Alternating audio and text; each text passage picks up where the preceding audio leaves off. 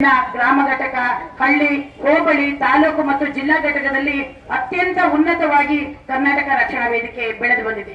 ಸುಮಾರು 75 ಲಕ್ಷ ಜನ ಕಾರ್ಯಕರ್ತರಿರುವಂತಹ ಅತಿ ದೊಡ್ಡ ಏಕೈಕ ಸಂಘಟನೆ ಅಂತಂದ್ರೆ ಅದು ಕರ್ನಾಟಕ ರಕ್ಷಣಾ ವೇದಿಕೆ ಸ್ನೇಹಿತರೆ.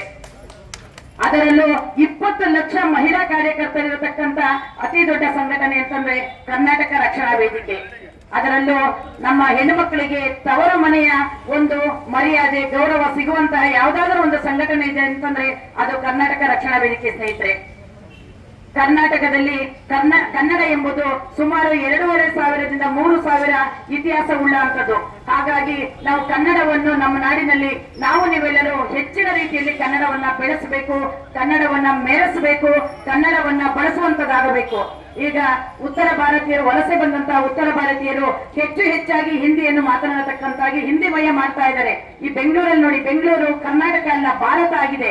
ಕರ್ನಾಟಕದಲ್ಲಿ ಎಲ್ಲಾ ರಾಜ್ಯದ ಜನಗಳು ಸೇರ್ಕೊಂಡು ಭಾರತವನ್ನು ಮಾಡಿಬಿಟ್ಟಿದ್ದಾರೆ. ಕನ್ನಡ ಕಡಿಮೆ ಆಗ್ತಾ ಇದೆ.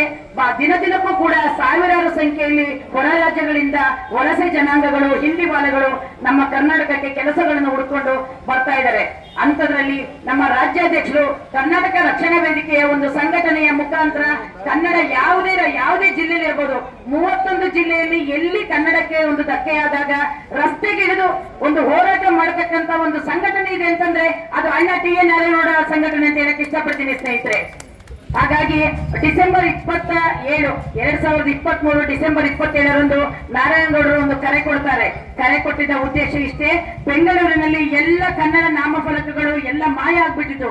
ಎಲ್ಲಿ ನೋಡಿದ್ರು ಇಂಗ್ಲಿಷ್ ಭಾಷೆಗಳು, ಎಲ್ಲಿ ನೋಡಿದ್ರು ಹಿಂದಿಗಳು, ಅವ್ರದವ್ರದೇ ಮಾತೃಭಾಷೆಯನ್ನ ಬೋರ್ಡ್ಗಳಲ್ಲಿ ನಾಮಫಲಕಗಳಲ್ಲಿ ಹಾಕೊಂಡಿದ್ದು. ಹಾಗಾಗಿ ನಮ್ಮ ರಾಜ್ಯಾಧ್ಯಕ್ಷರು 31 ಜಿಲ್ಲೆಯ ಜಿಲ್ಲಾಧ್ಯಕ್ಷರುಗಳಿಗೆ, ತಾಲೂಕು ಅಧ್ಯಕ್ಷರುಗಳಿಗೆ ಕರೆ ಕೊಟ್ಟು ಲಕ್ಷಾಂತರ ಜನರು 2023 ಇಸ್ವಿಯಲ್ಲಿ ಡಿಸೆಂಬರ್ 27ರಂದು ಬೆಂಗಳೂರಿನಲ್ಲಿ ಎಲ್ಲ ಸಾಗರದಂತೆ ಜನ ಕರ್ನಾಟಕ ರಕ್ಷಣಾ ವೇದಿಕೆಯ ಕಾರ್ಯಕ್ರಮ